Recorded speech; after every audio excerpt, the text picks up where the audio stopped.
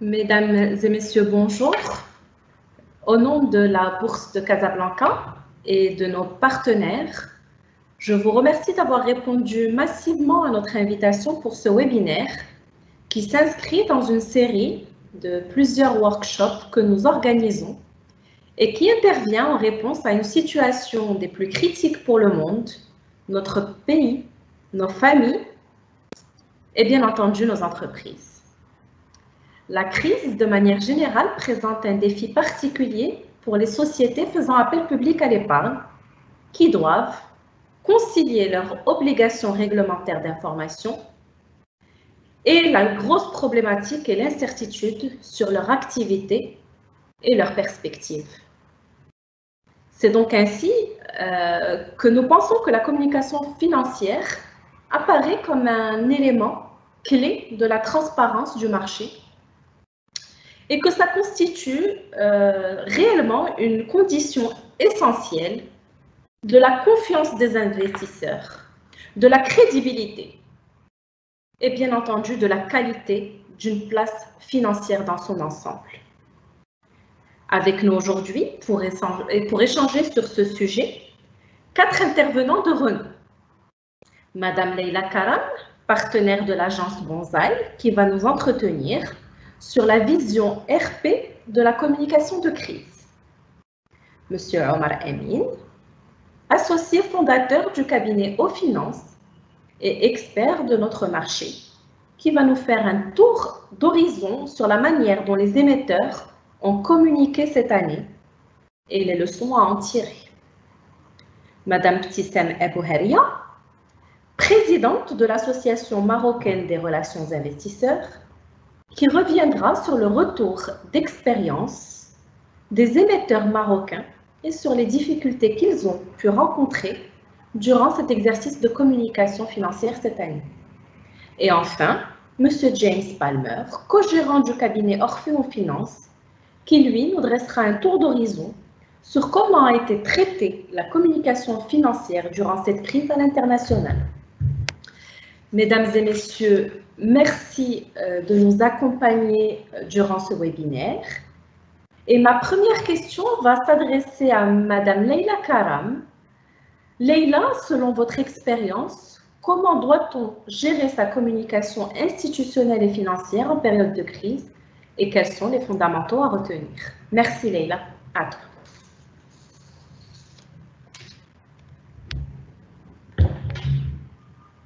Micro Leila. Bonjour à tous, je suis très heureuse d'être parmi vous aujourd'hui. Alors Selma, pour répondre à ta question, le sujet est vaste. Malheureusement, nous n'aurons pas beaucoup de temps pour l'aborder dans tous ses contours, mais je vais quand même essayer, avec le peu de temps que nous avons devant nous, de faire un tour d'horizon. Donc, ces dernières années, nous avons pu constater 3 grandes mutations dans le secteur des RP et de la gestion de la réputation. La première, c'est que nous sommes passés d'un monde de confiance raisonnable à un monde de défiance installée. Sur le plan mondial, une étude récente de Edelman nous livre des chiffres édifiants. Seulement 43% de la population mondiale fait confiance aux médias et aux décideurs. La confiance accordée aux entreprises est autour de 51%. Les ONG, qui sont censées défendre les causes à fort impact positif sur la société, arrivent à peine à 53%.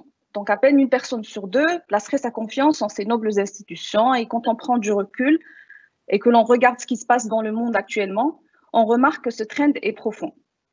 Alors, plus près de chez nous, en Europe, le baromètre du Centre de recherche de Sciences Po, plus connu sous l'acronyme CEVIPOF, et c'est une grande référence européenne en analyse de courants et idées politiques et sociales dans la région, a conclu que les citoyens de l'Union européenne qui font confiance aux grandes entreprises privées ne dépassent pas les 36%. Ces pourcentages vont décrescendo, naturellement, parce que les syndicats sont à 27% de vote de confiance, les médias ne sont qu'à 23% et les partis politiques à 9%. Donc les choses ont vraiment changé et nous avons été témoins d'ailleurs ces dernières années d'événements paralysants partout dans le monde. Je citerai Occupy Wall Street aux États-Unis, le Brexit en Angleterre, les Gilets jaunes en France, le mouvement 5 étoiles en Italie ou plus récemment le mouvement Black Lives Matter qui progresse à travers le monde en ce moment Et donc, au fil des journaux d'information, on ne compte plus les manifestations de la défiance généralisée qu'on constate dans le monde entier, souvent contre des élites et qui touchent le monde sans distinction du degré de développement des pays.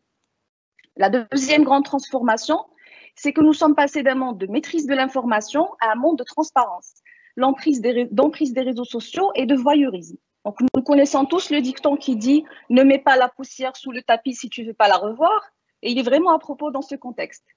Il est évident qu'on ne peut pas contrôler l'information. Aujourd'hui, ce n'est plus possible. Avant, garder un secret était quelque chose d'envisageable. L'information était maîtrisable plus ou moins. Aujourd'hui, c'est devenu une mission quasi impossible et il est très naïf de notre part, de la part d'un chef d'entreprise ou d'un leader d'opinion, de penser qu'on peut dissimuler et contenir l'information encore aujourd'hui. Donc, parce qu'il y a une infinité d'outils, les smartphones, les caméras de surveillance, les badges, les historiques des conversations sur les réseaux internes aux entreprises ou même sur les réseaux sociaux qui sont accessibles et qui permettent de révéler des informations, des incidents, des anomalies au grand jour, très vite, rapidement. Et c'est ça l'origine des crises. Il devient donc vraiment impossible d'occulter la vérité dans ce contexte, parce que finalement, elle finira toujours par apparaître. On ne cache pas le soleil avec un tamis. Donc, ce dont il faut prendre conscience, c'est qu'aujourd'hui, plus que jamais, il y a des contre-pouvoirs. Et ces contre-pouvoirs ont toujours existé, sauf qu'aujourd'hui, ils existent sous une forme beaucoup plus organisée. Et ils utilisent la puissance exponentielle de la connectivité et des réseaux sociaux. Quand on parle de contre-pouvoir, ça peut sembler abstrait. Pour illustrer ça, je citerai deux pôles redoutables. Le premier, c'est les whistleblowers ou les lanceurs d'alerte qui portent à la connaissance du monde entier, grâce à Internet, les compromissions des institutions et des entreprises. Le plus emblématique de ces whistleblowers est Edward Snowden, qui a mis la lumière sur les procédés de l'agence de sécurité américaine, la NSA, pour capter les communications téléphoniques et les données Internet des citoyens à leur insu. Et dont l'action a mis dans l'embarras l'ensemble des institutions gouvernementales similaires dans le monde. Le deuxième pôle de contre-pouvoir, c'est le Consortium international des journalistes d'investigation qui a été à l'origine de la révélation de l'affaire des Panama Papers et qui a été initialement créé par un centre américain qui s'appelle le Center for Public Integrity et qui est pour la promotion de la liberté de la presse, mais qui finalement s'est libéré de cette institution et qui est devenu indépendant, qui rassemble 200 journalistes dans 80 pays, qui passent leur temps à coopérer pour traquer les scandales, les brèches éthiques dans les plus grandes organisations à travers le monde. Donc ça, ces deux pôles-là, je pense, illustrent parfaitement cette organisation des contre-pouvoirs. Alors la troisième transformation majeure, c'est que les intermédiaires ne sont plus incontournables, parce qu'aujourd'hui, nous vivons dans un monde ubérisé. Ce terme, qui est sûrement inspiré par le business model de Uber, a été mis en place par Maurice Lévy, qui est l'ancien patron de Publicis, et qui l'a créé en référence au bouleversement qu'ont connu pratiquement tous les pans de l'économie mondiale, grâce ou à cause de l'obsolescence des intermédiaires. Cette obsolescence a été rendue grâce à la digitalisation. Donc aujourd'hui, l'ubérisation touche plusieurs piliers de l'économie. Elle a aussi bousculé le monde de la communication et des médias, et donc celui de l'image, des modes de gestion de la réputation et de l'influence. Aujourd'hui, un homme politique ou un chef d'entreprise peut communiquer par tweet plutôt que de passer par un journaliste comme intermédiaire. Communiquer à coups de tweet, exercice dont Donald Trump est le porte-drapeau actuel, qu'on connaît tous, ou enregistrer sa propre vidéo sur sa propre chaîne YouTube sans avoir recours à une équipe de tournage ou à un plateau télé, sont des exemples représentatifs de l'ubérisation. Donc, le deuxième pôle que je voudrais, c'est les transformations qu'il y a eu dans les métiers des PR et de communication. Par un effet miroir des changements dans les communications, ont eux aussi connu de grands changements. Le premier, c'est que notre ère célèbre la communication d'influence plus que jamais. Je pense qu'on est tous ici contemporains du temps où la publicité était l'essence même des missions des directions marketing et communication, et la quasi-totalité des budgets lui revenait de facto, parce qu'il était investi comme un moyen unique pour faire l'éloge des marques et de leurs produits. Aussi, dans ce passé très récent, le secteur élevait la publicité au rang d'ingrédient miracle quelque part.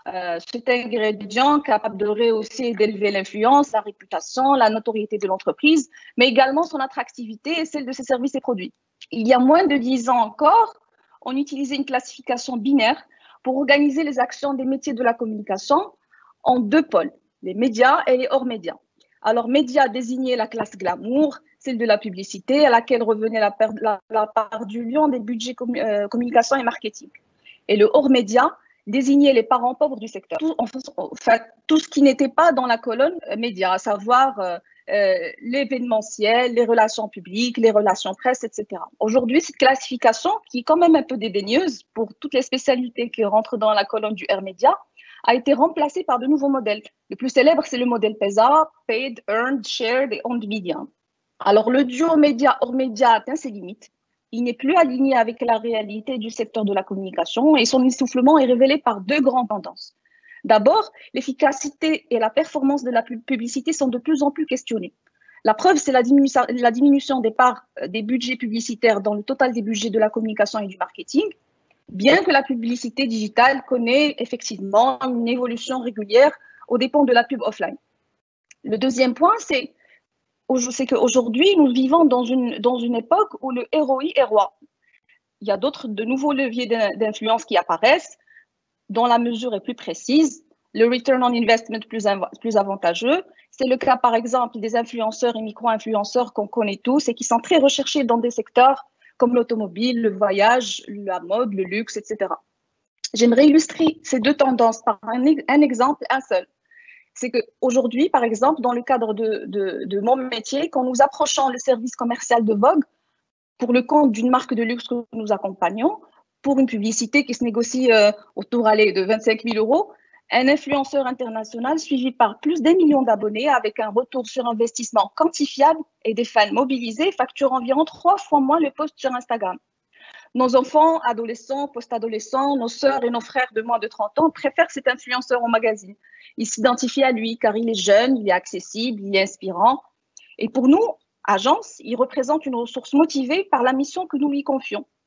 Et il nous permet d'adresser une nouvelle génération, la génération Next, qui a un vivier extraordinaire de clients jeunes qui trouvent leur inspiration sur le smartphone, plutôt que dans les magazines qui appartiennent pour eux au mieux à notre génération, parce qu'on est vieux à côté, et d'un point de vue plus général, plus réaliste, à celle de nos grands-parents et de nos grands-parents. D'autre part, la publicité est considérée par certains comme une nuisance. Nos messageries sont programmées pour aspirer tout emailing publicitaire dans les dossiers spam. Nous sommes entre 40 et 50% d'internautes dans le monde à nous équiper de AdBlock, ces bloqueurs de publicité que vous connaissez tous. En fait, mon propos ici n'est pas de déclarer que la publicité est finie. Loin de là, elle évolue et continue d'évoluer à grande vitesse vers de nouvelles formes, comme par exemple la publicité programmatique qui intègre l'intelligence artificielle. Mais elle a clairement perdu son monopole et l'avènement du monde de l'après-pub, plus rapide, plus agile, plus élastique, est en train de se dérouler sous nos yeux. Le deuxième grand changement dans les métiers du PR et de la communication, c'est la dictature du temps réel. Nous sommes passés d'un modèle de l'information qui évolue par séquence à un mode de l'immédiat, voire du temps réel que nous connaissons aujourd'hui et qui métamorphose les mécanismes de tous les communicants partout dans le monde. Alors, je vais faire un petit retour sur une description scolaire rapidement. C'est un peu le b.a.-ba de la communication, à savoir que celle-ci est construite selon un schéma linéaire qui part d'un émetteur qui cible un récepteur via un média. Le processus de communication en lui-même a toujours obéi à une temporalité qui le cadre dans la durée nécessaire pour que l'émetteur arrive à atteindre le récepteur via le média en question. Le digital et les réseaux sociaux ont effacé ce schéma. Le séquentiel a été, je dirais, balayé par le temps réel parce qu'aujourd'hui, ce séquentiel est très difficile à retrouver dans le champ médiatique actuel. Pour illustrer ça, dans un schéma classique de communication linéaire, une information traversait des séquences de temps définies, incompressibles. Elle naissait avec le journal télévisé le soir pour être reprise dans les journaux papier, les magazines et les radios les jours suivants. Aujourd'hui, le direct a tout changé. Désormais, ce schéma linéaire n'existe plus, il a été cannibalisé par l'immédiat. Tous les médias pratiquent aujourd'hui la course à l'information, ce qui explique en partie la prolifération des fake news, qu'elles soient accidentelles ou préméditées. Alors, la grande lessiveuse informationnelle pousse certains médias à penser qu'il vaut mieux être le premier à publier une information, même s'il faut la démentir plus tard, que de sous-délivrer en production de scoop. Il y va de la productivité et de la réputation du média en question. L'immédiateté est une dictature qui ne tolère pas la rigueur dans la vérification et la confrontation des opinions. Alors, on peut dire que sous son règne, c'est le buzz qui prime. Et le buzz ne fait pas forcément bon ménage avec l'éthique et de l'information, et c'est quelque chose qu'il faut garder à l'esprit quand on mène une réflexion sur la communication de crise. Pour finir, j'aimerais vous parler des 4 niveaux de la marque. Ça, c'est un point qui est aussi très important à prendre en compte dans toute stratégie de communication de crise.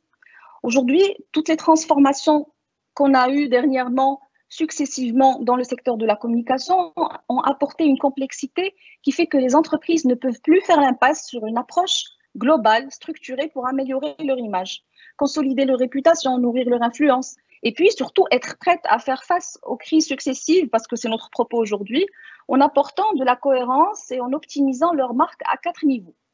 Le corporate, la marque corporate, la marque commerciale, la marque employeur et la marque financière. Alors, la marque corporate est le premier niveau de la marque à pâtir des crises parce que c'est quelque part la devanture de toute marque. La crise que BP Oil a connue il y a quelques années est un cas d'école. J'aimerais en parler, aborder des exemples pour chaque niveau de marque rapidement. L'incident de déversement de pétrole qui est survenu il y a une dizaine d'années au large du golfe du Mexique et qui est connu sous Deepwater Spill a fait basculer BP Oil dans le camp des entreprises les plus détestées au monde. Alors, 3 millions de barils se sont déversés dans le golfe du Mexique en 3 mois, une dizaine de morts, plusieurs familles sont revenues, des secteurs importants paralysés comme la pêche, le tourisme, les autres industries corrélées à l'industrie du pétrole, des dégâts environnementaux qui restent encore méconnus à ce jour.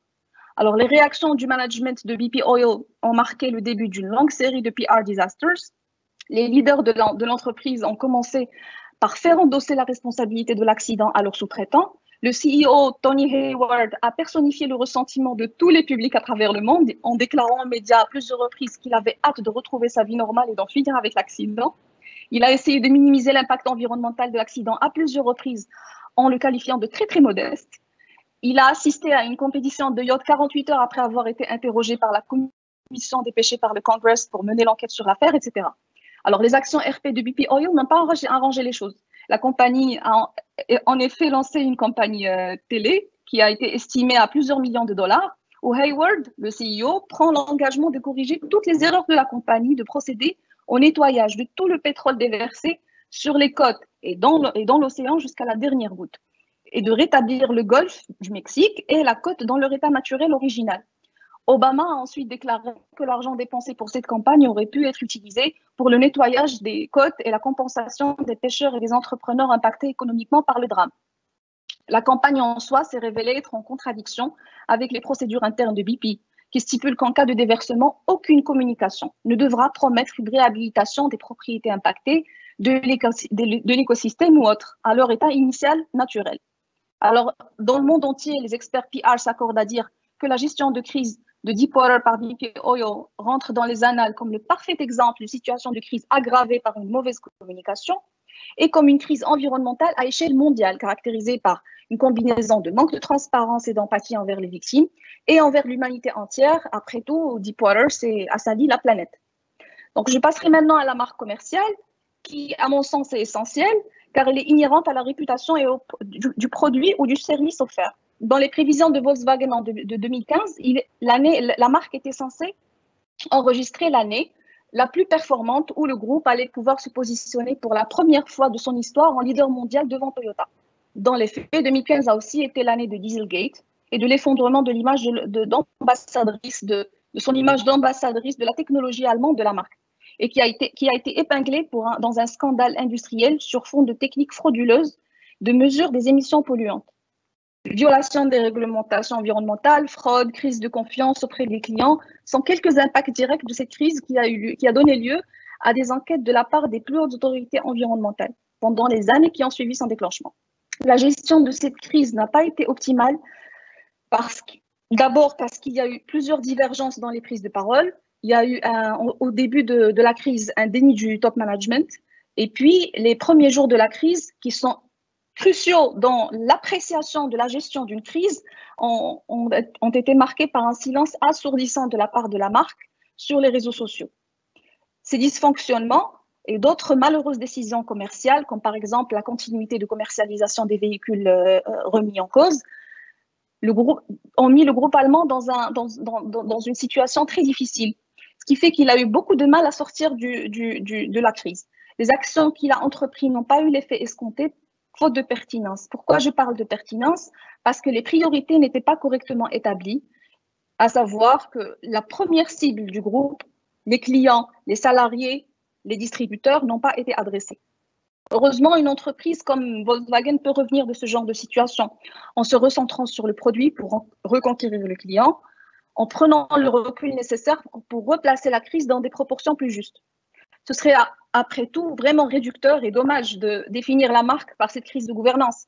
Volkswagen, c'est des centaines de milliers de salariés à travers le monde, des millions de clients heureux, un gros volume de production, un portefeuille regroupant les marques automobiles les plus prestigieuses au monde, une R&D de pointe, un savoir-faire, une ingénierie historique. La crise, quelle que soit sa violence, ne change rien à cela, mais la mission des communicants ici est de pouvoir rappeler au public ses fondamentaux pour éviter que la perception de la marque ne reste coincée sous la loupe déformante du bad buzz.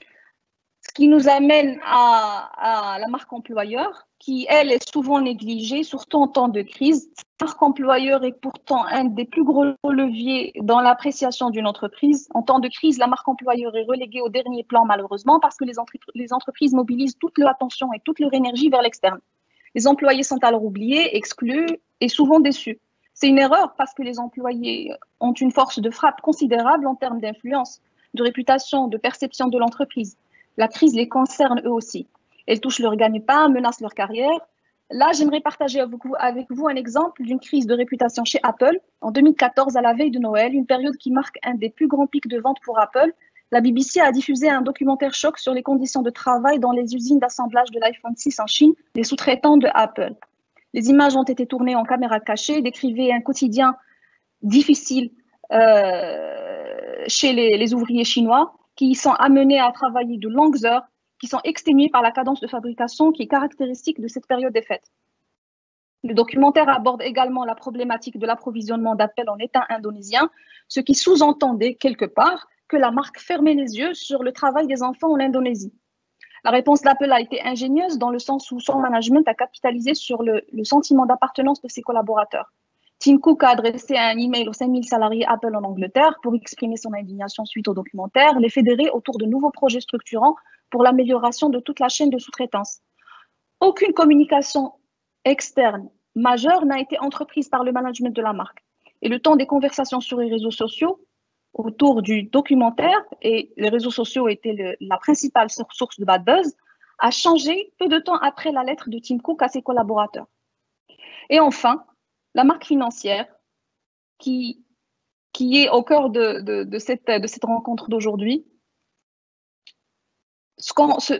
L'exemple qui me vient à l'esprit aujourd'hui, c'est Tesla, quand j'aborde la marque financière.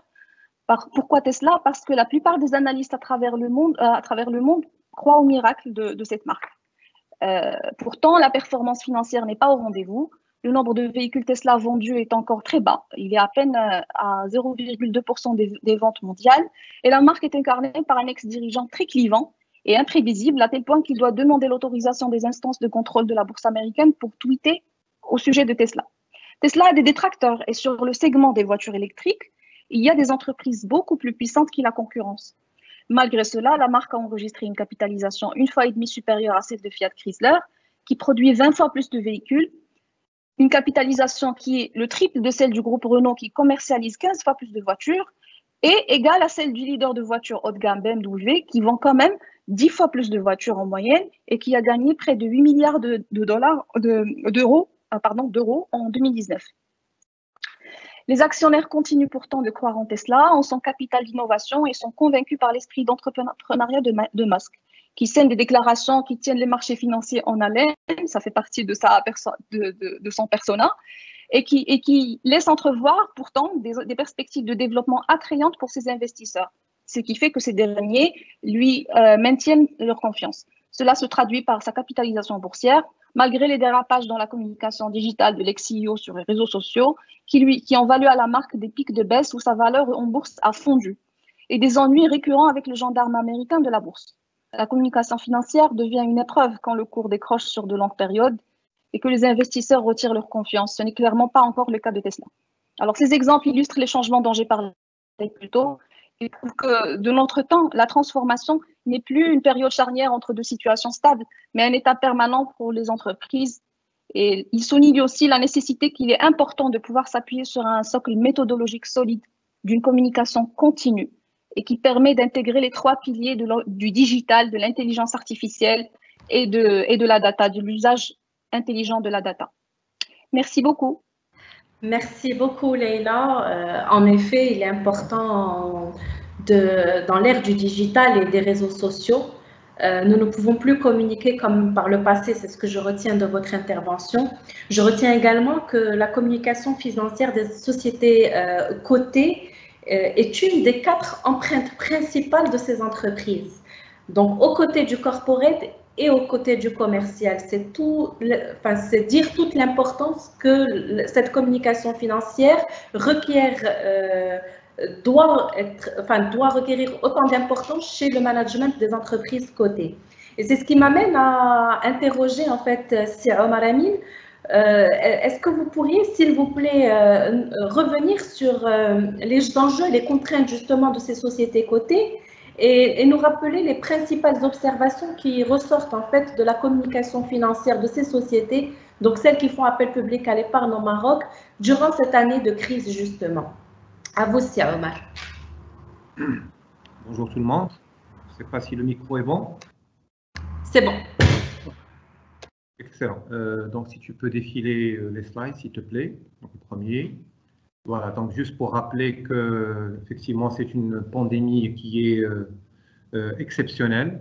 Les dirigeants n'ont pas pu anticiper la violence de ce défi sanitaire qui est exceptionnel, et surtout son impact sur les différentes formes de travail, de production, les outils de direction et de contrôle.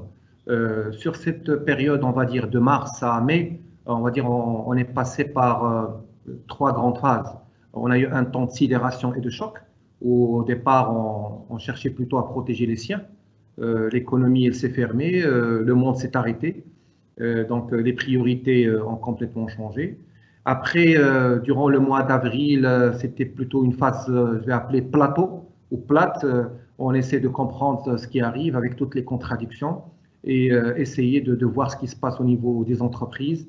Et troisième temps, c'est un temps de rebond qu'on essaie de vivre, de créer avec le retour des équipes au bureau, avec les premiers constats de ce qui s'est passé sur le terrain, sur un plan commercial ou autre.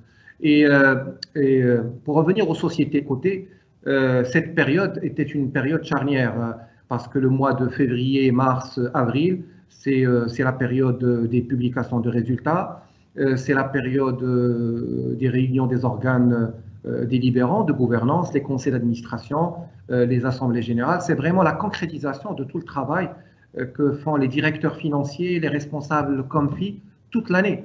Et malheureusement,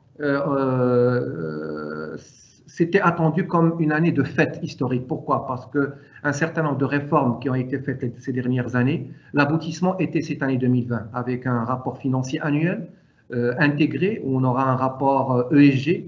Pour la première fois de l'histoire de la bourse, on a l'obligation pour toutes les sociétés de publier des rapports ESG. Aussi des nouvelles réformes en termes de gouvernance, avec l'arrivée des administrateurs indépendants. Mais c'est clair que les sociétés, pendant cette période, géraient des contraintes propres à leur activité. Parce qu'il fallait gérer la crise, il fallait gérer la continuité d'exploitation, il fallait gérer des problèmes de liquidité, de trésorerie. On a des sociétés cotées qui sont dans le secteur de consommation, où il fallait gérer le flux de business, de commercialisation, et d'autres qui étaient pratiquement en panne parce que les outils de télétravail ou autres n'ont pas fonctionné. Vas-y, tu peux passer à l'autre slide, s'il te plaît. Autre contrainte que ces sociétés ont vécue cette année, c'est que malgré un exercice 2019 qui n'est pas mauvais, c'est-à-dire la crise a caché ou le flux d'informations sur le Covid a masqué un exercice 2019 qui était très intéressant, surtout dans le secteur agroalimentaire, cimentier, banque et assurance, où on a eu de bons résultats. Mais c'était masqué par le flux des informations. On a eu une chute de cours historique de l'histoire de la bourse depuis sa version moderne, en 94-15. On n'a jamais eu des niveaux de chute de 8%, 10% en une séance. On a eu même des valeurs qui ont baissé de 50%. Donc ça a ébranlé la confiance des actionnaires et des investisseurs. Mais ça a aussi montré la capacité d'un certain nombre de dirigeants à gérer la crise, à rassurer les parties prenantes. Très difficile dans ce contexte de communiquer au marché une information qui est précise, qui est fiable, ne pas tomber dans le risque de l'erreur. Et quelques émetteurs étaient carrément dans l'impossibilité de communiquer des informations trimestrielles fiables, soit parce que c'est des problèmes d'organisation, des problèmes de clôture. Et aussi, il fallait prendre des décisions stratégiques par rapport aux distributions de dividendes et quelques opérations stratégiques en cours. Donc, sur le plan gouvernance, comme j'ai dit, l'entrée en vigueur de plusieurs amendements, les sociétés devaient publier leur rapport annuel avant fin avril. Ils devaient nommer leur administrateur indépendant avant fin avril. Donc, ça veut dire que c'est des conseils d'administration, c'est des assemblées générales. Et surtout, c'est aussi une période qui était très compliquée pour les dirigeants en termes de risque déontologique. Parce que entre le moment où il y a eu les clôtures de fin d'année, le moment de mars, avril et mai, il y avait vraiment un risque d'avoir ce qu'on appelle des informations privilégiées. Ça veut dire des informations qui ne sont pas rendues en public sur la réalité de la crise. Slide suivant, s'il te plaît. Alors là, c'est un agenda qui récapitule un peu cette situation hyper compliquée qu'ont vécu les sociétés cotées. On peut commencer du 5 mars, où on a eu le deuxième cas enregistré et l'interdiction de rassemblement. Le 16 mars, en fin de compte, le marché a anticipé une semaine avant le confinement l'impact et on a eu un crash historique de la bourse de plus de 8% en une séance, ramenant l'indice à des niveaux de perte jamais réalisés sur un exercice. Là, l'AMMC a été très réactif et heureusement qu'elle n'a pas fait ce que d'autres bourses ont fait, de suspendre le marché, malgré que plusieurs le demandaient, mais c'était cassé tout le travail qui a été fait sur 20 ans de modernisation et de standards internationaux. Donc, on a utilisé des techniques, ce qu'on appelle de coupe-circuit, et on a limité la variation des cours à la hausse et à la baisse. Et donc, ça a permis de calmer un peu la forte volatilité du marché. Après, c'est des dates que vous connaissez, interdiction de rassemblement de 50 personnes, suspension des vols internationaux. Et là, les vrais problèmes commencent, parce que 15 mars, il n'y a plus de vols internationaux. Et là, on rentre dans la phase des conseils d'administration. On ne peut plus les tenir parce que la loi sur la SA avait un espèce d'article historique qui bloquait la visioconférence pour un certain nombre de décisions de conseil d'administration, que ce soit l'arrêté des comptes ou autre. On a eu la déclaration d'état d'urgence, ce fameux décret-loi qui suspend tous les délais législatifs et réglementaires. Et à partir de ce 23 mars, on est rentré, comme j'ai dit, dans cette phase plateau. Alors, il y a des conseils d'administration qui se sont tenus. Il y a des sociétés qui ont des processus de clôture un peu plus accélérés et qui ont pu organiser leur conseil d'administration durant le mois de février et le mois de mars.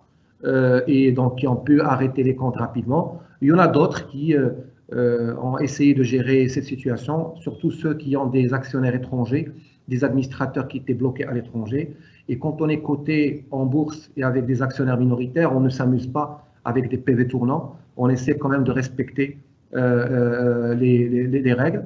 Il y a aussi une directive de l'ordre des experts comptables qui a influencé un peu les outils de communication, entre autres le rapport de gestion. Et la fin avril, on a la publication des premiers rapports financiers annuels. C'était une belle surprise. Pour la première fois, on a vu des rapports ESG de qualité. Mais comme j'ai dit, malheureusement, le flux Covid a masqué tout ce travail extraordinaire qui a été fait par les émetteurs cotés. Pour la majorité, il y a eu à peu près quelques émetteurs qui n'ont pas publié leur rapport, sûrement pour des questions d'organisation. Après, on a eu la prolongation de l'état d'urgence le 10 juin. Et l'AMMC est intervenue à 2 fois. Une fois pour rappeler les recommandations en matière de communication financière, pour dire tant que le marché est ouvert, tant qu'il y a des transactions, ben, il faut que le flux d'informations continue.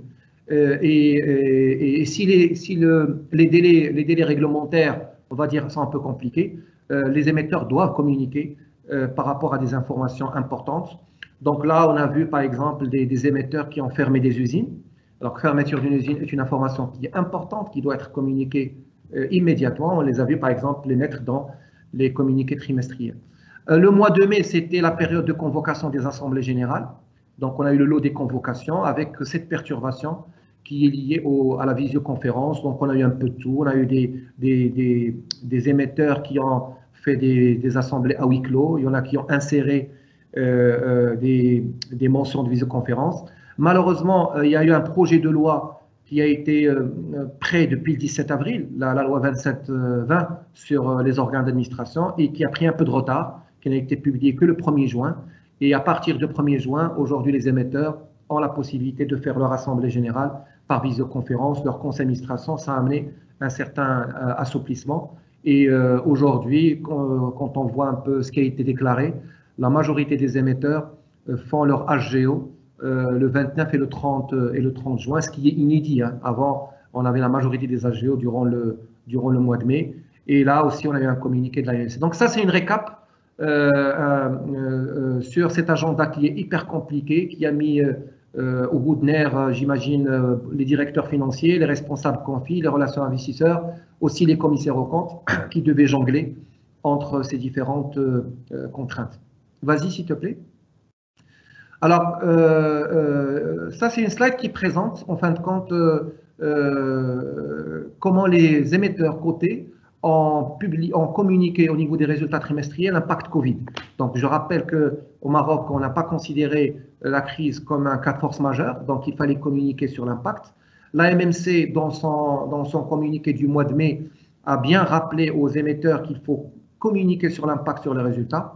Donc, on a eu à peu près première catégorie où 45 émetteurs ont mentionné un impact Covid négatif, mais sans pour autant le chiffrer. Une deuxième catégorie, 17 émetteurs n'ont pas mentionné d'impact Covid sur leurs résultats.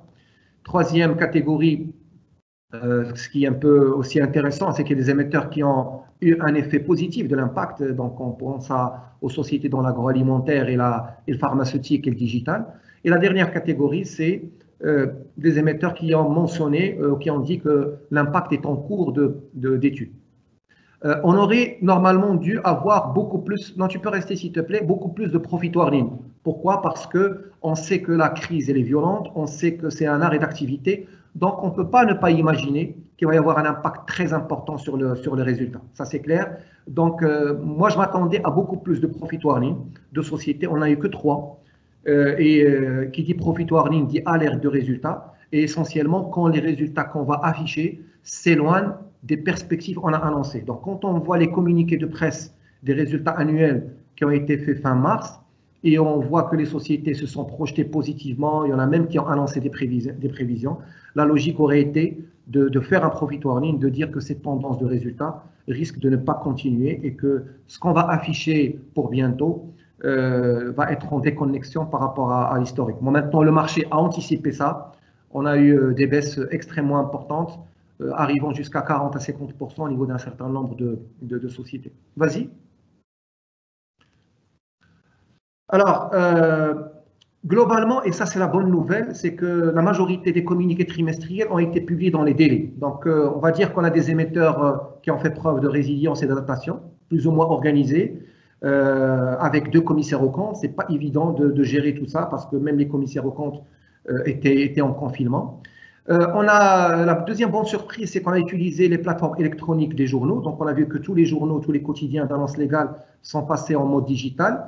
Bien sûr, le site internet de la bourse et le site internet de la MMC ont été beaucoup sollicités. Et donc, on a eu presque quotidiennement des flux d'informations sur les sociétés. Je pense que c'est une expérience à méditer par rapport aux prochaines publications, sachant que la circulaire 319 de la MMC a ouvert quand même des possibilités intéressantes aux émetteurs d'utiliser leur site internet pour la publication. Alors, je rappelle que le site internet d'un émetteur côté SA est obligatoire par la loi depuis quelques années. Donc, les sociétés doivent avoir un site internet avec une rubrique communication financière. Les communiqués trimestriels, globalement, en dehors de citer l'impact, n'ont pas apporté d'informations pertinentes et chiffrées. Donc, pour ceux qui ont communiqué la dernière semaine de mai, je pense qu'il y avait quand même moyen, au moins, de dire que les prévisions qu'on avait données ne seront pas réalisées. Autre remarque aussi par rapport à ce qui se passe à l'international, quand on voit d'autres marchés. Je n'ai pas compris jusqu'à maintenant, on est au 4e trimestre publié, pourquoi les émetteurs se limitent à une page sans réellement de mise en valeur, en se cantonnant en minima qui est exigé par la MMC. En France, où aujourd'hui la communication trimestrielle n'est pas obligatoire depuis 2015, la moyenne des communiqués trimestriels est de 10 pages. On a des prises de parole de dirigeants, on explique, on ne se contente pas juste de chiffre d'affaires, endettement, investissement ou autre. Donc je pense que pour les émetteurs qui ont communiqué durant le mois de mai, c'est une opportunité manquée, réellement, pour communiquer sur les actions menées auprès des salariés, parce qu'on a vu dans les télés, on a vu dans les journaux, dans les médias, des émetteurs cotés qui ont fait preuve d'une grande résilience, mobilisation, avec des salariés qui ont fait même des choses extraordinaires sur un plan pour la collectivité.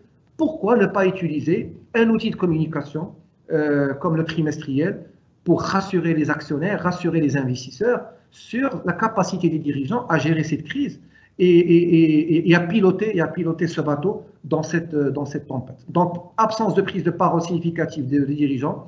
Je n'ai pas vu beaucoup d'entretiens au niveau de la presse, ni au niveau des digitales, des PDG ou des DG, sachant qu'on a eu une inflation de webinaires, pour expliquer, rassurer les actionnaires sur ce qui a été fait. Donc j'espère que pour les prochaines communications, qu'on ne se limitera pas à une page. Et en plus, il y a une remarque que je voudrais partager. Je ne comprends pas, chez un certain nombre d'émetteurs, les supports de communication sont très jolis, avec les chartes couleurs. Pourquoi le trimestriel est triste?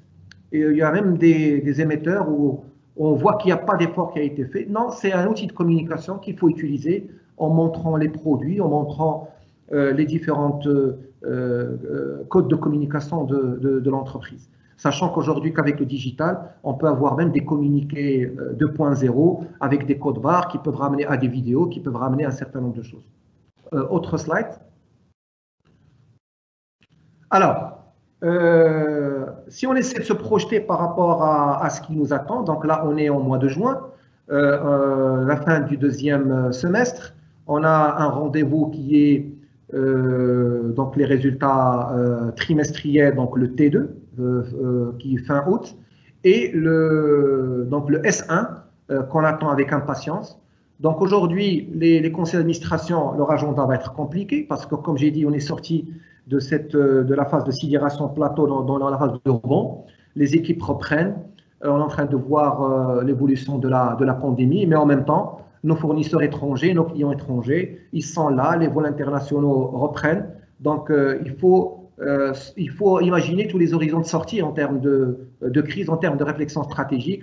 Qu'est-ce qu'il faut faire pour les projets qui étaient en cours? Qu'est-ce qu'il faut faire en termes de financement ou autre? Donc, il faut actualiser les business plans qui, aujourd'hui, c'est clair, ils sont complètement chamboulés. Il faut aussi voir la modification du paysage concurrentiel parce que cette crise va accélérer des transformations. Il y aura des entreprises qui vont fermer, il y aura des positions concurrentielles au niveau des secteurs qui vont complètement changer, que ce soit à l'international ou autre. Pour un certain nombre de clients et d'émetteurs que nous accompagnons, il y a leurs fournisseurs principaux de matières premières ont fait faillite. Donc, vous ne pouvez pas en une semaine, deux, trouver d'autres sources d'approvisionnement pour une matière première qui est importante dans votre processus de fabrication. Aussi, prendre en considération les tendances sociétales. On a vu que cette crise Covid a changé beaucoup de modes de consommation. L'impact du digital est très important et je pense que les entreprises vont devoir s'adapter à ces nouvelles tendances. Les résultats semestriels, j'espère que ça va être une occasion pour les émetteurs de sortir du strict canevas de la circulaire AMMC, parce que la AMMC, elle donne un minimum d'informations à communiquer aux investisseurs et qu'on soit informé un peu plus, parce que là, on aura les résultats à fin juin, des résultats qui sont contrôlés, donc sur l'impact chiffré de la crise, sur les perspectives à court à moyen terme. Donc là, il y a deux points de vigilance pour les émetteurs. Le premier, faites attention si les résultats sont en nette déconnexion, décorrélation par rapport aux prévisions de faire des profit warning. N'attendez pas fin septembre pour dire qu'il y a des baisses de moins 20 à 30%. Attention, aux informations privilégiées, parce qu'entre le moment où vous arrêtez les comptes fin juin, on va dire le 15 juillet, et entre le 15 juillet et fin septembre, c'est une période où les résultats peuvent circuler. Pour des sociétés qui vont faire moins 50 ou moins 40 de baisse ou des pertes, si ces informations-là circulent avant qu'ils soient portés en public, on est réellement dans des zones de délit boursier. Donc faites très attention, les profit warnings sont là pour informer les investisseurs, mais aussi pour protéger les dirigeants de cette zone d'information privilégiée. J'espère aussi qu'on aura des communiqués semestriels qui vont utiliser les possibilités offertes par le digital. Donc, comme j'ai dit aujourd'hui, on parle de communication financière 1.0. Je vois dans beaucoup de sites internet de sociétés cotées une bonne maîtrise de ces outils.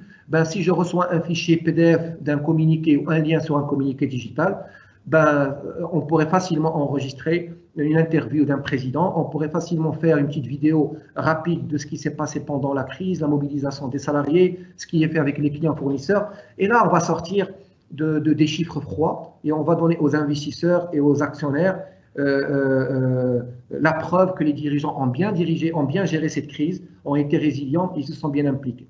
Donc, c'est ce que j'appelle cette prise de parole des dirigeants. Elle est prioritaire parce que des communiqués qui sont rédigés en français, en arabe, tout le monde ne les lit pas. On est à l'ère des vidéos, on est à l'ère de l'écoute, on est à l'ère de la parole. Et quand on est en pleine crise, des fois, on voudrait bien écouter ce que le pilote de l'avion va nous dire. Est-ce que l'avion va arriver à bon port et ne pas rester à voir les différents signaux de sécurité. Donc, et là, il faut communiquer par rapport aux différentes parties prenantes. Aussi, les collaborateurs stressent.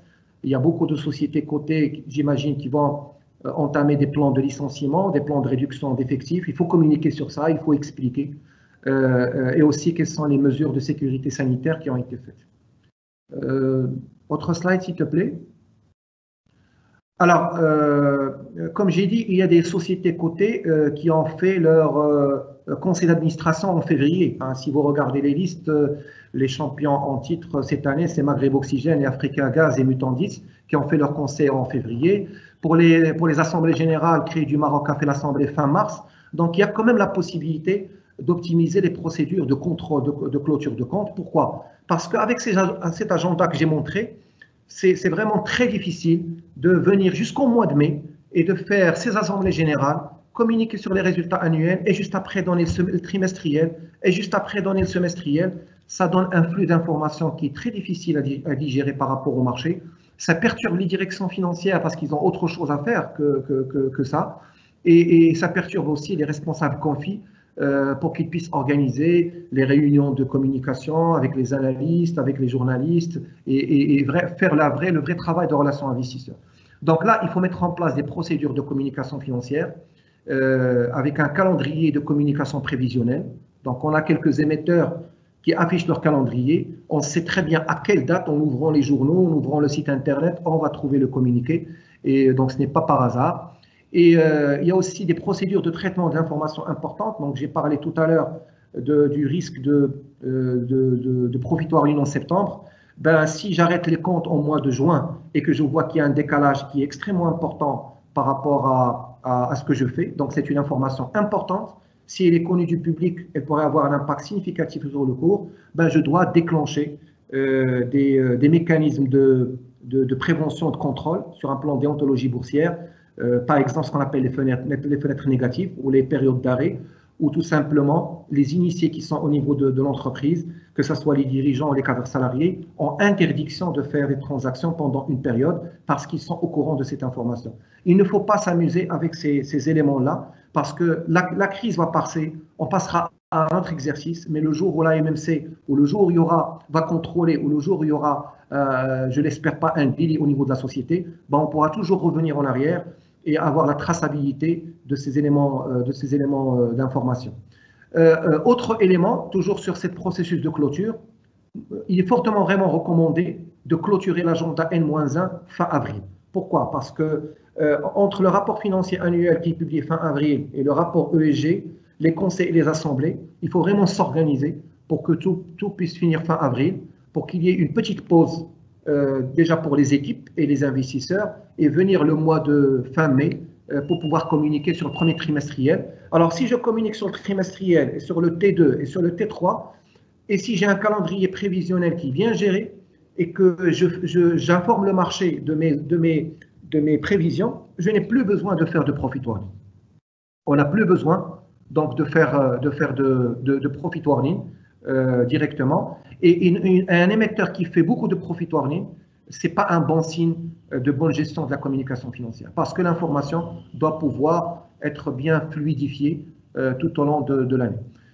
Dernier élément, il faut impliquer les organes de gouvernance et de comité d'audit. Donc, on a vu sur ces derniers mois qu'ils ont été très sollicités. C'est une année par excellence de la gouvernance, où aujourd'hui, on sait à quoi sert un conseil d'administration, le rôle des administrateurs indépendants. Donc, on a vu beaucoup de bons profils qui ont été nommés. Ben, il faut solliciter ces compétences au niveau des comités d'audit pour qu'ils nous apportent leur expérience en matière de gestion de risque et en matière de communication financière. La communication financière est un processus stratégique qui doit être piloté, initié au niveau du conseil d'administration et du comité d'audit. Ce n'est pas une affaire de directeur général ou de directeur financier. Autre slide, s'il te plaît.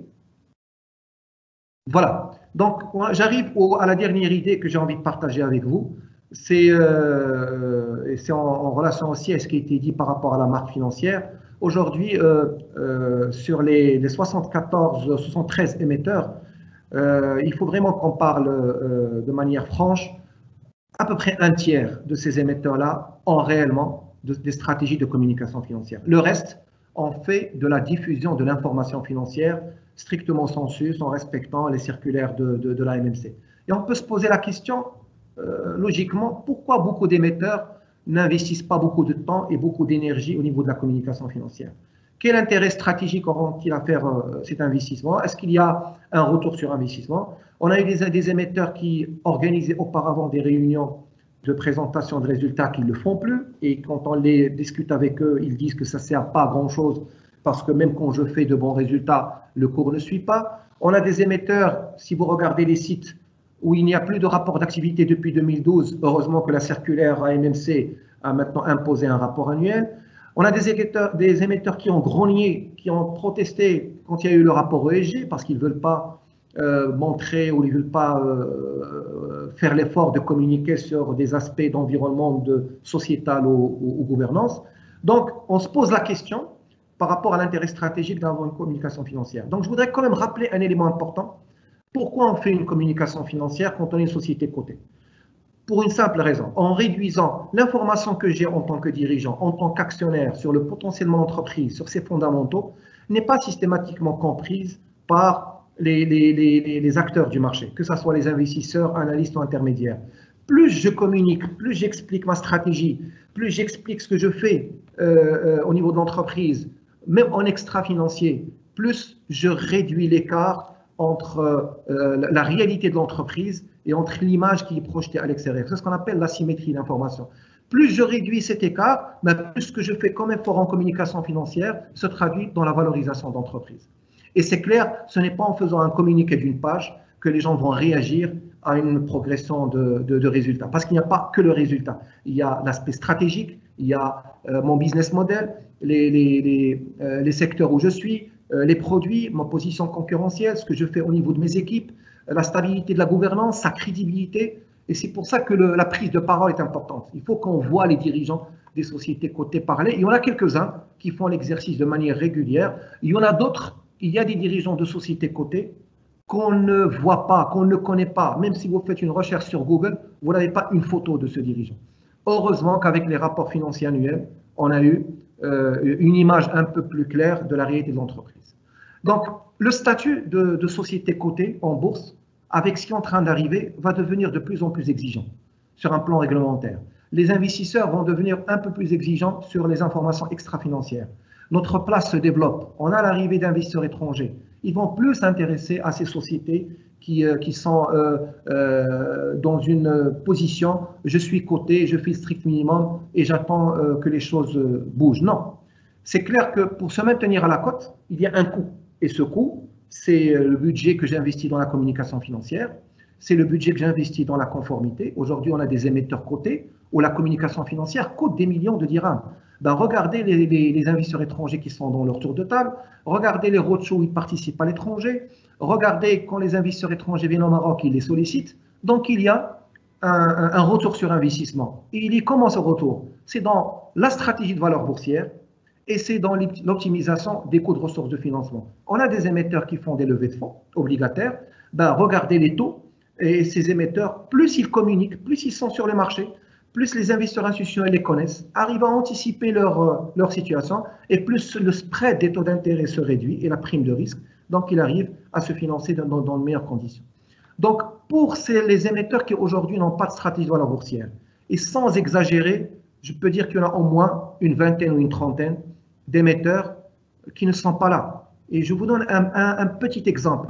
Durant le mois de mars, on a eu le crash le plus important de l'histoire de la bourse depuis 25 ans. On a eu des séances où, comment on dit, le ciel nous est tombé sur la tête. Des valeurs qui ont chuté de 8%, de 10%, de 15%, 20%. Ben, regardez les statistiques de la bourse, ils sont publics. Vous allez avoir une dizaine d'émetteurs qui n'ont pas bougé, zéro transaction, quelques dizaines de milliers. On dirait qu'ils ne sont pas là. Et ça, c'est une situation qui ne peut pas durer longtemps au niveau pour ces émetteurs-là. Alors, pour ces émetteurs qui n'ont pas de stratégie de valeur boursière, moi, je les invite à vraiment réfléchir sur ce que j'ai appelé, et ce n'est pas pour utiliser un terme à la mode, la raison d'être, mais vraiment raison d'être côté en bourse, et de trouver des solutions à la soliquidité, parce que leurs titres sont illiquides.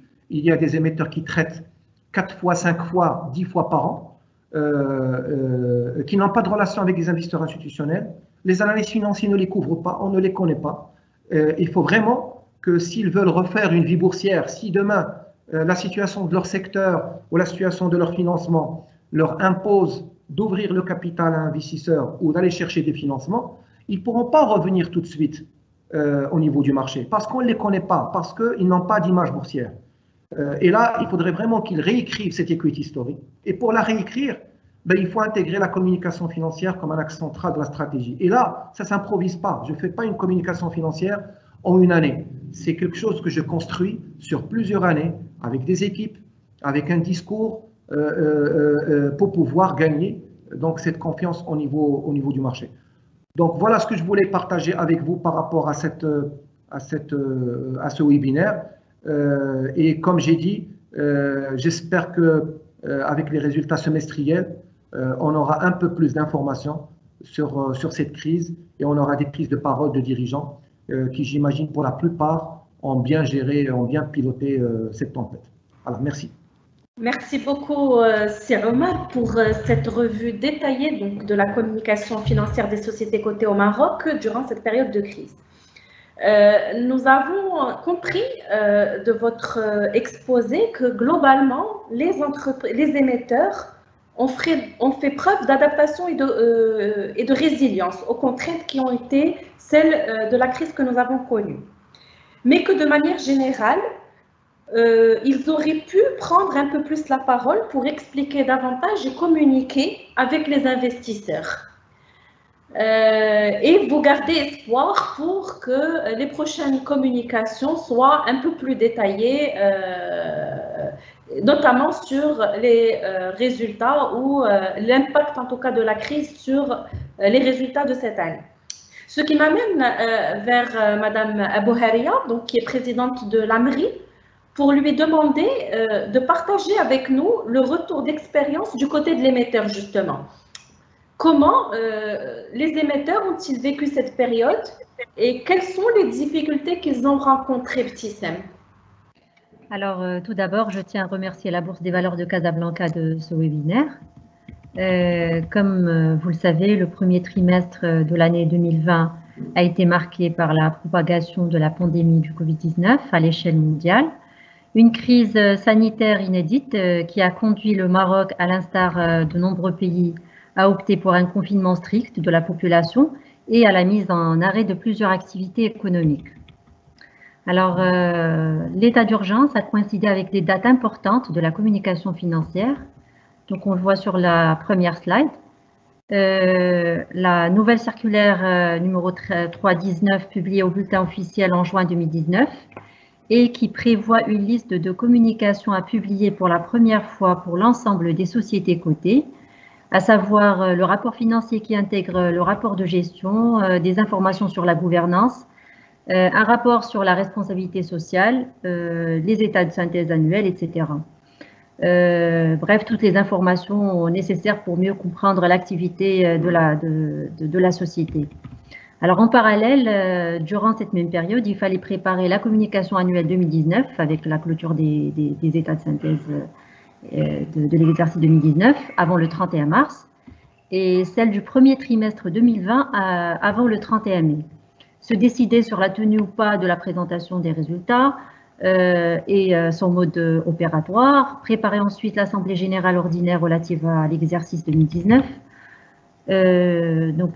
Pour l'Assemblée générale ordinaire, puisque nous sommes en état d'urgence jusqu'au 10 juillet prochain, une nouvelle loi a été promulguée le 1er juin 2020 visant à permettre aux sociétés cotées de tenir et de voter leur Assemblée générale en visioconférence et par correspondance, surtout pour celles dont les statuts ne le prévoient pas. La date limite de la tenue des assemblées générales étant le 30 juin, selon la loi sur la SA. La plupart des entreprises qui tiennent leur AGO normalement en avril ou en mai l'ont décalé pour avoir justement plus de visibilité sur la tenue de l'assemblée. Et en attente, donc ils ont attendu la promulgation de la loi 2720. Sur la deuxième slide, cette série de publications est intervenue dans un environnement marqué par le confinement, donc télétravail ou présence sur site avec des règles de distanciation.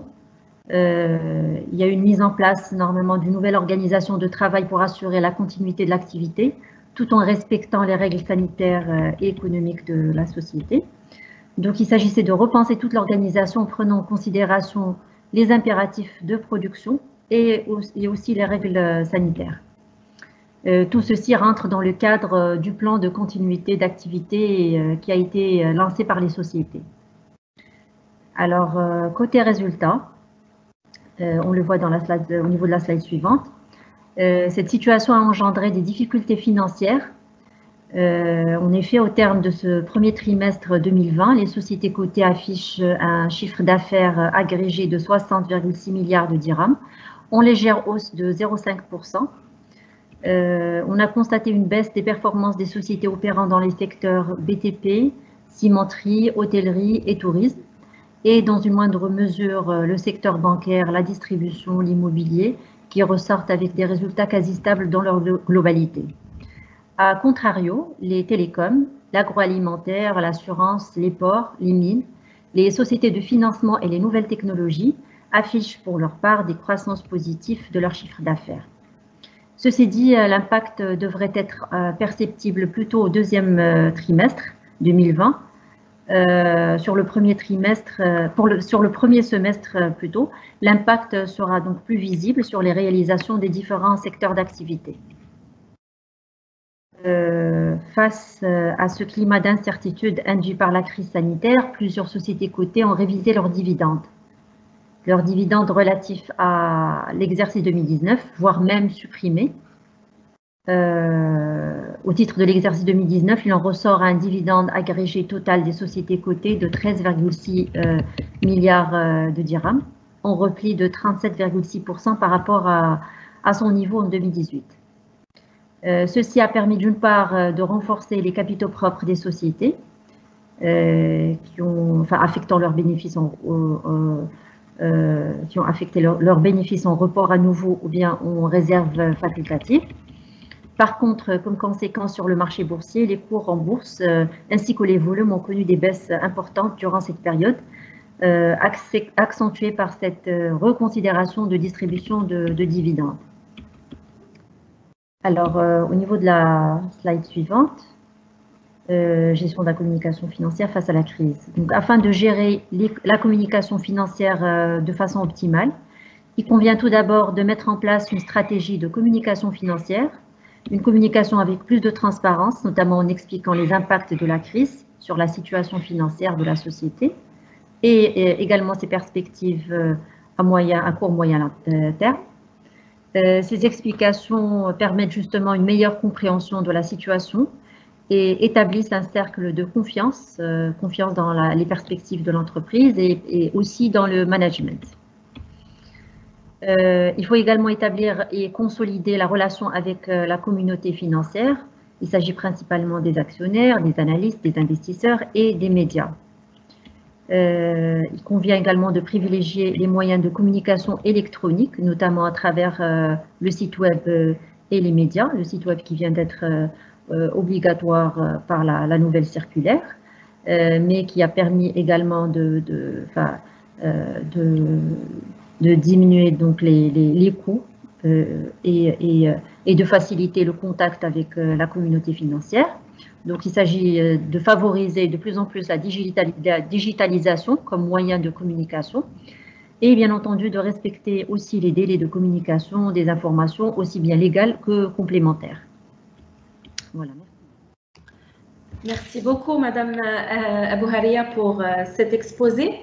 Je vais juste rappeler à nos aimables participants qu'ils ont la possibilité de poser des questions à nos animateurs à travers le canal chat et que nous y répondrons à la fin de ce webinaire. Je vais maintenant donner la parole à Monsieur Palmer en lui demandant de bien vouloir nous mettre en perspective en nous expliquant comment à l'international les sociétés cotées ont communiqué durant cette crise. James, pourriez-vous s'il vous plaît nous faire une revue un peu détaillée de ce qui a été fait à l'international, s'il vous plaît? Oui, bonjour, bonjour tout le monde, bien sûr. Oui, les crises, j'en ai vécu beaucoup dans ma carrière et donc là, je vais rentrer dans le pratico-pratique. Au Maroc, on fait beaucoup de comparaisons, entre guillemets, avec l'international, mais il faut faire très attention parce que c'est primordial de tenir compte des différents contextes entre le marché marocain et le marché européen, américain ou mondial boursière.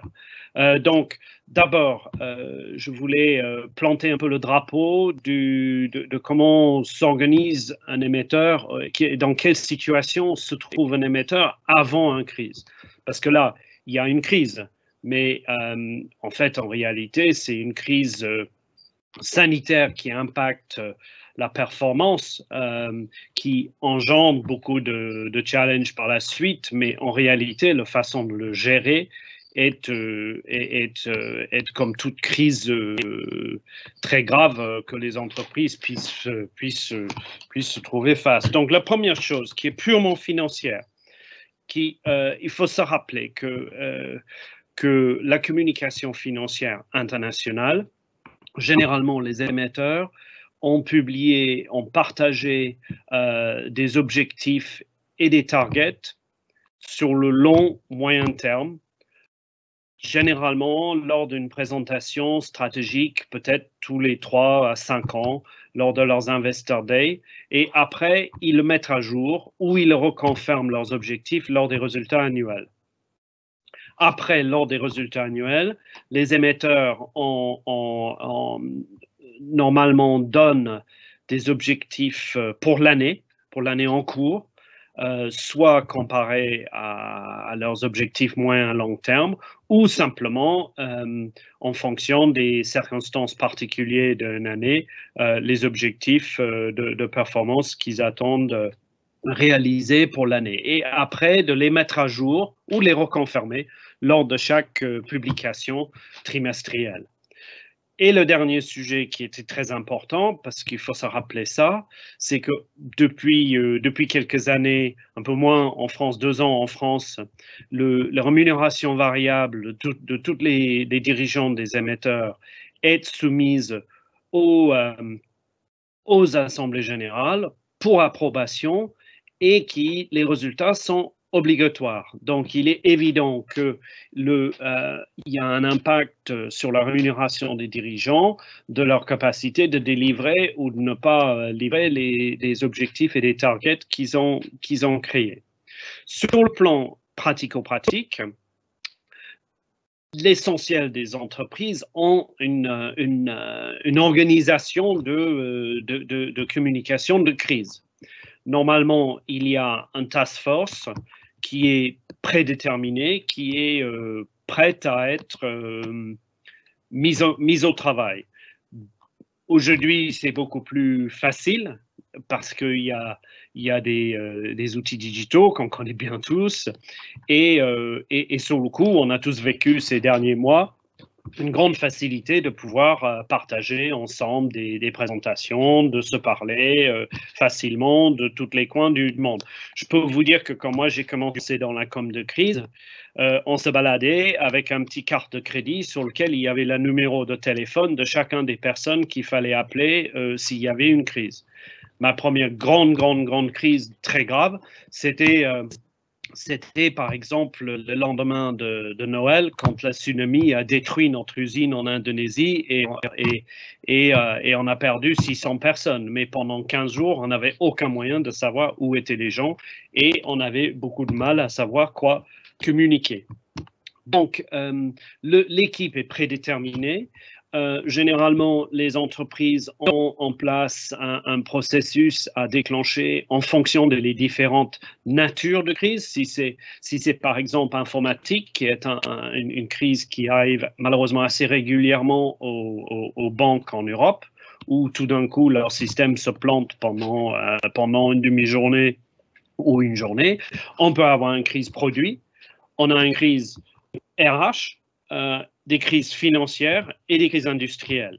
Et en fonction de chacune de ces crises, on fait des analyses de risques qui sont prédéterminées et que les gens sont prêts à intervenir et travailler sur le sujet. C'est ma prochaine slide, s'il te plaît. Donc, qu'est-ce qui se passe en réalité? C'est qu'on déclenche le task force de crise. La première chose qui est absolument primordiale avant d'ouvrir sa bouche, parlons gentiment, c'est de déterminer les facteurs clés et les risques. C'est-à-dire que qui sont les stakeholders impactés par la crise? Est-ce que c'est les clients? Est-ce que c'est une image ou réputation? Ou est-ce que c'est une crise boursière? Ou est-ce que c'est surtout une crise interne? Donc, le premier grand objectif, c'est de rassembler tous les faits. Parce qu'il faut absolument communiquer sur ce qu'on sait, pas ce qu'on pense. Comme on dit en anglais, we speak about what we know, not about what we think. Et il faut également comprendre le timing et le risque du timing. C'est-à-dire, est-ce que c'est une crise qui va durer ou est-ce que c'est une crise qui en fait va passer? Et il y a eu des crises récemment au Maroc, il y a 2 ans, avec les boycotts, par exemple. Et après, il y a l'analyse financière, bien évidemment. Et quel est le risque? Comment est-ce que ça se compare aux attentes? Et comment est-ce que ça compare au consensus, qui est 2 choses qui sont un peu particuliers à l'international, je dirais, par rapport au Maroc, compte tenu du structure du marché. Une fois qu'on a rassemblé tout ça, on commence à décider qu'est-ce qu'on va dire, à qui, comment, dans quel timing. J'ai listé certaines choses, bien évidemment. Omar a fait allusion, par exemple, des statements des CEO. Il y a un communiqué de presse obligatoire par définition. Après, il y a la préparation des Q&A et surtout ne pas oublier non plus la communication en interne. C'est-à-dire rejoindre informer le board et assurer que le board soit impliqué ou le comité relevant soit impliqué dans les prises de décision de comment faire, et également tout ce qui est représentation salariale. Et après, on a, je dirais, les 2 choses, entre guillemets, simples à décider, c'est comment est-ce qu'on va communiquer, est-ce qu'on va être proactif, est-ce qu'on va attendre pour voir qu'est-ce qui se passe ou est-ce qu'en fait on décide d'être défensif. Mais en réalité, on prend cette décision tout en connaissance du cause. Ce n'est pas parce qu'on est dans l'improvisation pure et simple. Et après, les différents outils qu'on va utiliser pour communiquer. Est-ce qu'on fait une conférence de presse? Est-ce qu'on fait une conférence d'analystes, etc. Bref, maintenant, on passe dans le réel, je dirais, du sujet. Ici, c'est en fait un case study, parce que je me suis dit que c'était mieux de discuter dans du pratico-pratique, de qu'est-ce qu'on dit et comment faire. Donc, la première chose, c'est que le timeline de cette crise Covid-19 était inconnu, avec peu de visibilité. Alors, la chose qui s'est passée, je dirais surtout pour les Européens, un peu moins pour les Marocains, parce que les émetteurs au Maroc ont publié un peu plus tard, mais que l'impact du lockdown en Chine arrivait au début au milieu, je dirais au plein milieu de la saison de la publication des résultats. Donc, la difficulté, c'était de savoir est-ce que c'était quelque chose unique à la Chine ou en Asie. À cette époque, c'était le cas. Le scope financier était fixé autour de la Chine, je dirais. Donc, l'enjeu, c'était le safety, le health and safety des salariés en Chine et l'impact sur l'activité 2020 en Chine. Et comme on sait en Chine, la croissance, tout le monde regarde le taux de la croissance de la Chine. Parce que quand on dit en Chine, oh là là, la croissance va baisser à 6% par an, c'est une drame. Nous tous, on aimerait bien avoir un taux de croissance de 6% par an. Mais pour la Chine, c'est pratiquement un ralentissement. Alors après, l'impact précis devient très difficile. Tu peux juste revenir, excuse-moi, 30 secondes seulement sur le slide d'avant. Donc, dans ce cas d'école, qu'est-ce qu'on a fait? Cet émetteur a pris en considération dans ses objectifs annuels, qu'en anglais, on s'appelle ça guidance. C'est un peu ses engagements de qu'est-ce qu'il va livrer dans l'année. Ils ont publié l'impact sur leur chiffre d'affaires de la baisse de l'activité en Chine et qu'après, c'était considéré trop tôt à faire autre chose que de veiller sur la situation. OK, c'est la prochaine slide. Next, merci. Donc, l'incertitude continue. Donc, on voit en Europe, en avril, un mois, je dirais, après la publication des résultats annuels, on commence à voir les émetteurs sortir des communiqués de presse pour annuler leurs objectifs /guidance /perspective pour l'année 2020, sans vraiment savoir quoi dire. Et les règles de la communication, c'est surtout pas pour moi en communication financière que je pratique depuis 25 ans, c'est de ne surtout pas improviser, parce que l'effet boomerang, il est très bien connu. Donc, les émetteurs, là je vous ai écrit 2 exemples, ils ont dit, en fait, les objectifs de 2020 ne sont plus relevants. Mais compte tenu de l'incertitude, on n'a rien d'autre à vous dire et le jour qu'on a de la visibilité, on vous dirait plus. Et de toujours lier ça à une activité business. Donc, dans un premier temps, en avril, donc, des communiqués de presse qui sortaient pour annuler les objectifs de l'année. Au cas échéant, annuler le dividende 2019 qui a été déjà annoncé dans les avis de convocation des assemblées générales pour préserver la cash, le lancement des business continuity plans et les actions, surtout les actions annoncées pour protéger les salariés et assurer qu'il y avait un minimum d'impact dans la mesure du possible des salariés de cette maladie. Après l'incertitude, next slide, prochain slide, please, Selma. L'incertitude, ça continue, sauf que je dirais, ça s'aggrave. On arrive dans le timing de la publication des résultats, du chiffre d'affaires du premier trimestre ou les résultats au cas échéant pour certains. Là, essentiellement, généralement, les émetteurs ont publié, se sont réappuyés sur leurs forces et ont annoncé leur plan d'action pour maintenir le cash et réduire les coûts de fonctionnement. Donc, quelques messages listés là, mais je ne vais pas les tous passer, mais c'est la force et faiblesse, les forces de la stratégie de l'entreprise, les plans d'austérité, et que là aussi, au mois de mai, avec l'incertitude qui continue, il est toujours absolument impossible à faire une prévision de l'impact sur les résultats crédibles. Tout le monde sait, le marché, ce n'est pas une information propre à l'émetteur. Donc, franchement, si demain un investisseur, un analyste ou n'importe quel stakeholder était surpris qu'il allait y avoir un impact matériel d'un lockdown sur les résultats d'une entreprise, ça veut dire qu'ils ont passé les 3 derniers mois dans un bunker.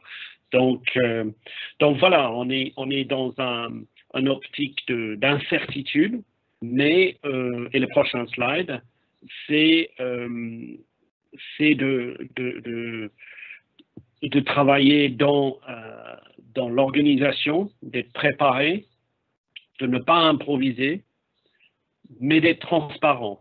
C'est-à-dire que en Europe, on a plutôt dit, on ne dit rien sur nos prévisions parce qu'on ne sait pas quoi dire.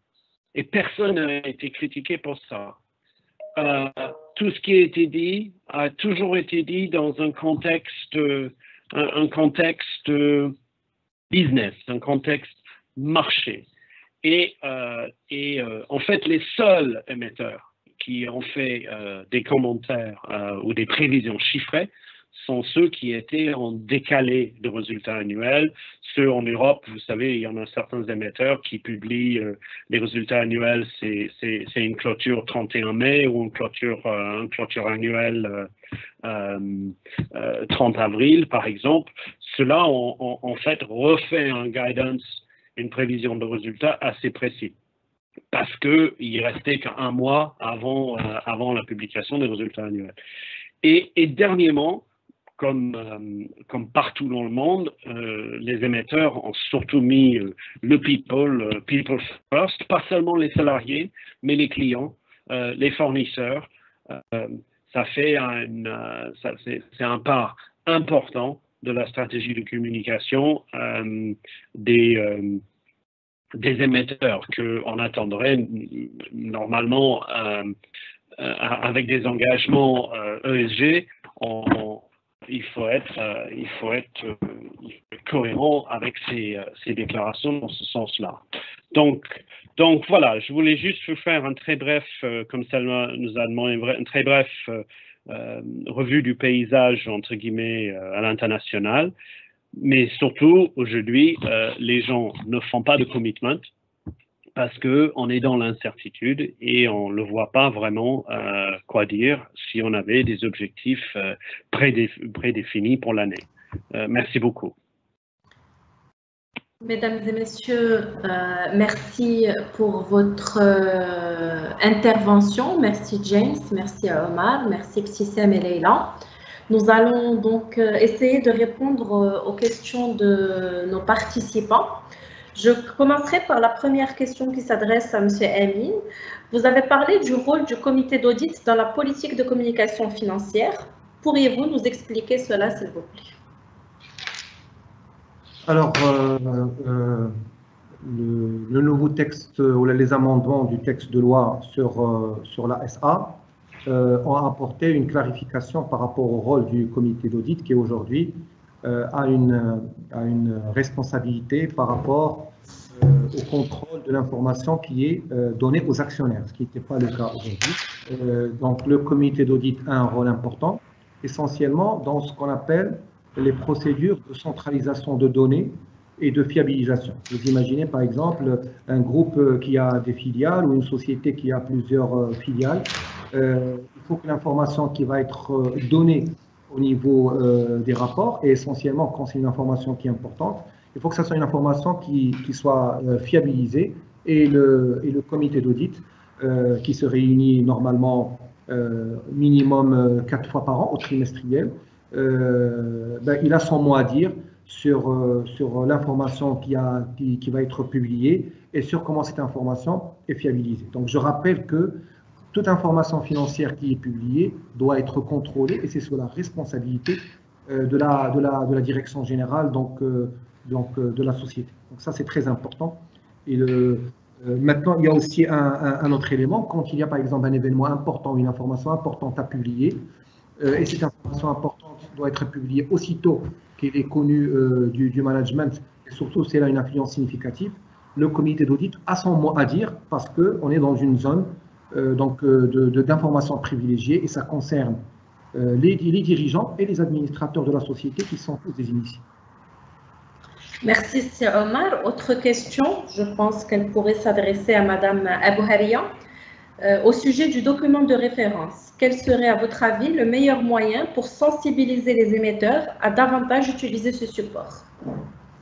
Alors, à mon avis, en tout cas pour le document de référence, effectivement, c'est pas un document qui est obligatoire au niveau de la nouvelle circulaire de l'AMMC. C'est une recommandation, et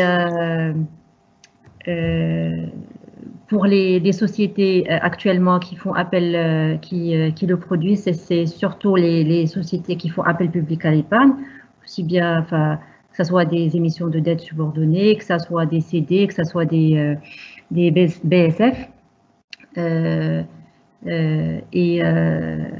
Les obliger, au fait, obliger les sociétés à publier un document de référence actuellement, je pense que c'est pas aussi facile que ça. À mon avis, pour le moment, il vaudrait mieux plutôt commencer par sensibiliser sur l'importance d'informer correctement et d'étoffer l'information qui est communiquée, aussi bien sur les communiqués de presse, les sensibiliser sur l'importance peut-être aussi des présentations des résultats pour informer la communauté financière de l'évolution de la société.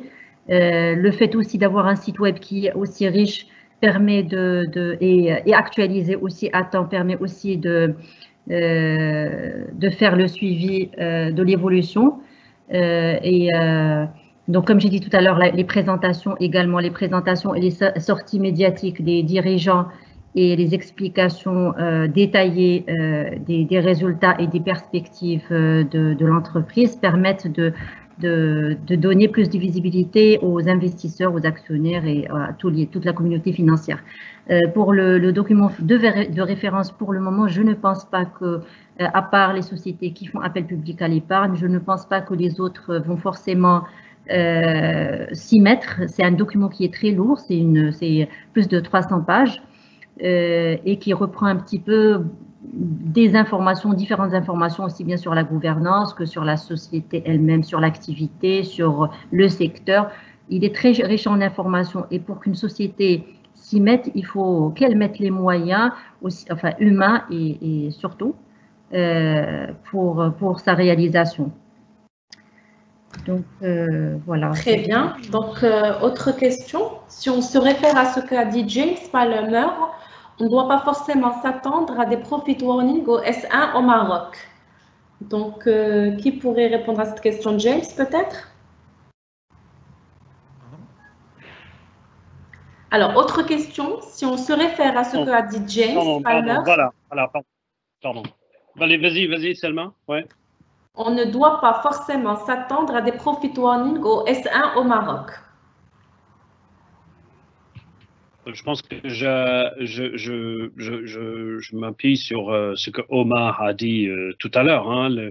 la réglementation boursière est très claire. C'est que si on a un écart important et les règles de l'AMMC sont très claires, on est dans l'obligation de faire cette annonce.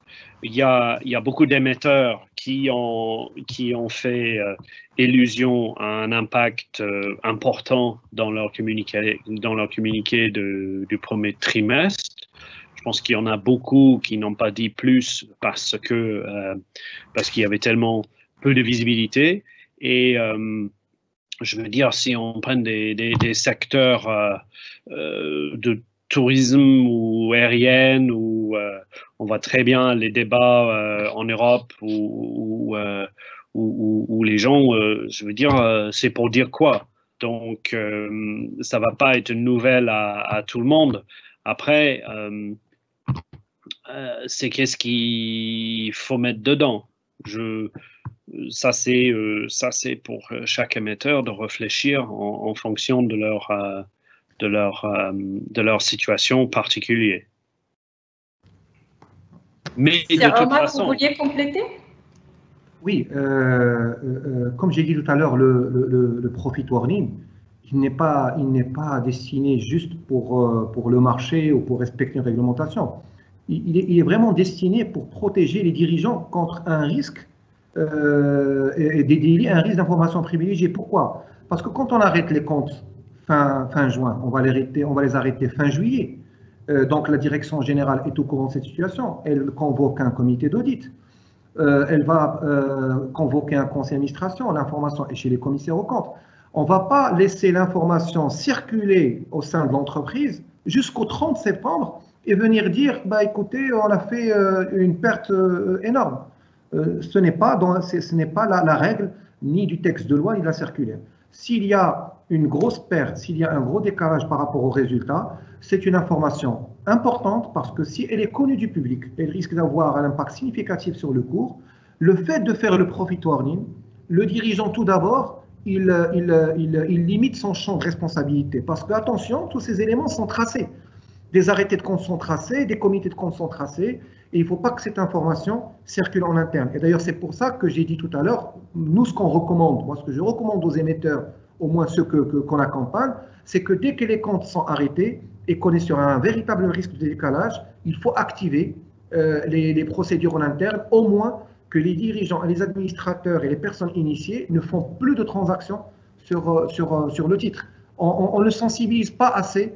Je pense les émetteurs par rapport, on se concentre beaucoup sur l'information financière, mais on ne fait pas très attention aux risques déontologiques parce que quand ils arrivent, c'est extrêmement grave pour l'image de l'entreprise. Donc, s'il y a un décalage par rapport aux résultats, parce qu'on a vu les communiqués trimestriels, c'est des petites phrases, c'est pas très détaillé, il faut faire des profit warning. Et les profit warning, ce n'est pas une fatalité en soi, c'est tout simplement s'assurer que le marché est alimenté de manière continue d'informations permettant aux investisseurs de prendre des décisions. Et vu aujourd'hui la situation du marché qu'on voit aujourd'hui, je pense que les investisseurs ont intégré l'idée qu'il y aura de très mauvais résultats. Maintenant, il faut les différencier parce qu'il y a des secteurs qui se sont bien comportés pendant cette crise de Covid et qui peut-être vont nous afficher un profit warning positif, peut-être de bons résultats, mais on a d'autres, on sait que les usines étaient en arrêt. Bon, vous arrêtez l'usine pendant 2 mois et vous n'allez pas faire de profit warning. Vous allez venir jusqu'à septembre pour me dire j'ai fait moins 100%. Ce n'est pas sérieux. Ce n'est pas l'esprit de la loi.